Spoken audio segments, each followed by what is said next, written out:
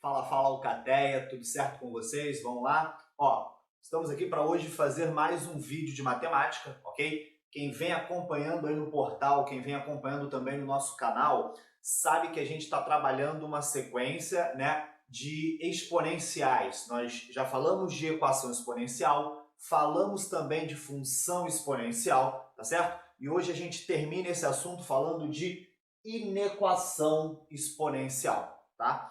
Galera, a gente já está acostumado ao conceito de inequação. A gente já sabe que a inequação ela é uma desigualdade matemática. Então, eu não vou trabalhar com um sinal de igual. Eu vou usar um sinal de maior, menor, diferente, alguma coisa nesse sentido, beleza? Por ser uma inequação exponencial, obviamente, a tua variável, a tua incógnita, o valor a ser descoberto, ela se apresenta no expoente. Como eu coloquei o exemplo aqui, ó, claramente você vê que isso é uma inequação exponencial. Repare o sinal aqui de maior, beleza? Né? Uma desigualdade. E a minha incógnita, o x a ser descoberto, ele se apresenta no meu expoente. Tudo bem para isso? Normalmente, a gente espera do resultado de uma inequação muito provavelmente uma infinidade de respostas que a gente costuma representar na forma de um intervalo numérico, assunto que nós já tivemos presencialmente lá no início da nossa preparação, ok? Então, observe essas características, olha no nosso exemplo aqui, né, que de fato a minha incógnita está no expoente, que de fato eu trabalho com uma desigualdade, isso é uma inequação exponencial e ponto. Galera, como lidar com elas? O que eu preciso saber sobre esse tema? Bastante fácil. Para resolver a inequação exponencial, você tem basicamente uma regra prática, tá? A primeira coisa é você observar se a base da exponencial ela é um número maior do que 1 ou um número entre 0 e 1. Vamos lá. Galera, se a base for maior do que 1, então você vai olhar para a base, tranquilo? E vai observar se ela é maior que 1, tranquilo? Se de fato a base da exponencial for maior do que 1, você vai manter a desigualdade, você não vai mexer no sinal da desigualdade. Como assim? O nosso primeiro exemplo, repara, a minha base é 2, não é isso? Como ela é 2, eu posso botar o 16 também na base 2 e eu entendo que 2 é um número maior que 1.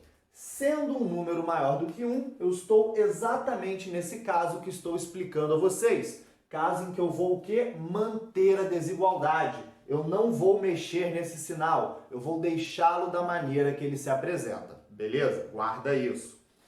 Se a tua base estiver entre 0 e 1, então novamente você olha para a base, sempre olha para a base. Se por acaso ela estiver entre 0 e 1, a sua regra é diferente. Nesse momento, galera, o que você tem que fazer? Inverter a desigualdade. Então, se por acaso você pegasse aqui um 0,5, ou às vezes vem na forma de fração, né? 1 sobre 2, 1 terço, 1/25 avos, não importa. Qualquer coisa que vai dar 0, algo, você está justamente no caso que tem uma base entre 0 e 1. Estando entre 0 e 1, eu vou resolver a minha questão, mas eu vou ter que fazer uma adaptação, que é inverter a desigualdade. Então, guarda essas duas regras. Em que momento eu inverto essa desigualdade?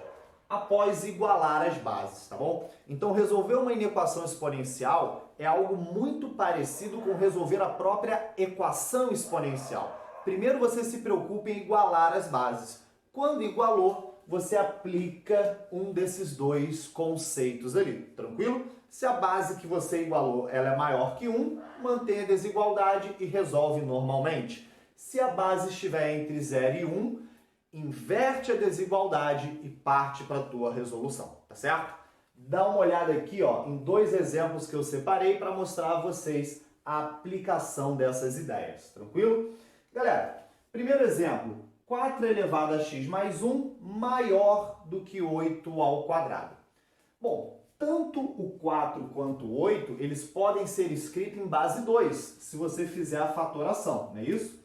Então, ficaria com 2 ao quadrado, né? Isso vale o 4, que já estava elevado a x mais 1, maior do que 2 elevado à terceira, isso é igual a 8, que já estava elevado ao quadrado, beleza? Lembre-se das propriedades de exponencial. Obviamente, isso continua valendo aqui. Quando eu tenho um expoente elevado ao outro, o que eu tenho que fazer? Uma multiplicação entre eles. Então, eu vou ficar com o seguinte, ó, 2, vem comigo, 2 vezes x dá 2x, 2 vezes 1 dá 2, né? Fizemos aqui a distributiva, maior 3 vezes 2, eu vou ter um 2 elevado a 6 aqui. Nota que eu consegui fazer uma igualdade das bases, procede? Aí eu paro para pensar. Galera, as bases que aqui estão não são maiores do que 1?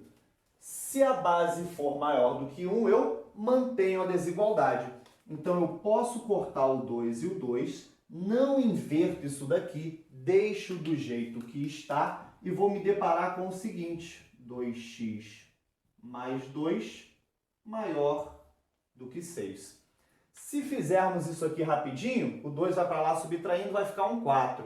O 2 que está multiplicando o x vai dividindo, eu vou chegar à conclusão final de que x tem que ser maior do que 2, beleza? Como eu disse a vocês, a maioria das vezes nós vamos encontrar isso aqui como um intervalo. Significa que a minha resposta é 2? Não. Significa que são todos os números de 2 para frente. Todos os números maiores do que 2.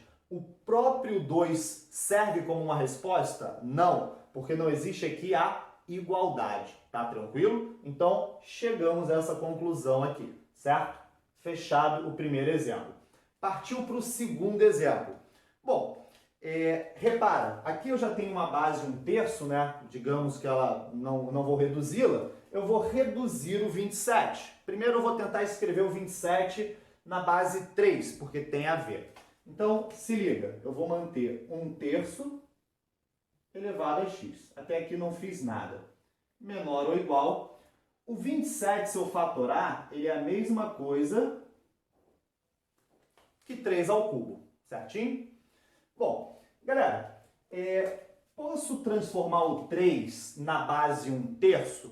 Posso tranquilamente. Basta fazer o quê? Inverter a fração, sabendo que quando não aparece denominador na real, ele vale 1. Então, eu posso escrever dessa forma. 1/3 elevado a x menor ou igual 1/3 também. Só que para inverter a fração, qual é o preço a se pagar? Trocar o sinal do expoente. Então, esse cara fica elevado a menos 3. Tranquilo?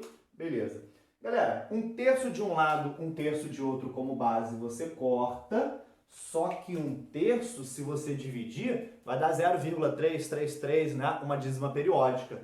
0,333 daí para frente não é um número que está entre 0 e 1. Se está entre 0 e 1, eu estou aplicando essa segunda ideia, em que eu corto as bases, porém o quê? Inverto a desigualdade.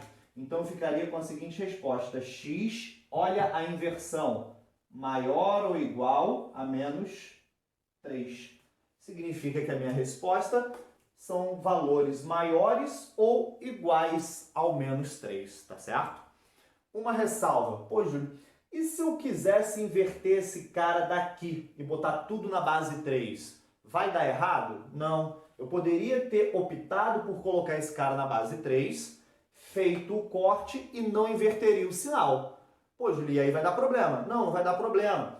Porque você ia acabar ficando com a tua incógnita negativa, você cair numa equação de primeiro grau com a incógnita negativa. Quando você multiplicasse por menos 1, haveria a mudança de sinal. Então, galera, independente da base que você escolha, obedecendo essas regras, você vai chegar ao resultado certinho, se não vacilar na matemática básica ali. Então, fiquem atentos, peguem o bizu, peguem o funcionamento aqui, que a gente vai colocar para frente mais uns exercícios, tá? Ok? Falou, galera, até daqui a pouco, até a próxima aula. Vamos que vamos, hein? Ó, fica na sua toca, beleza? Enquanto a gente não pode ir para nossa, fique na sua toca aí, lobo. Valeu, um abraço, tchau, tchau.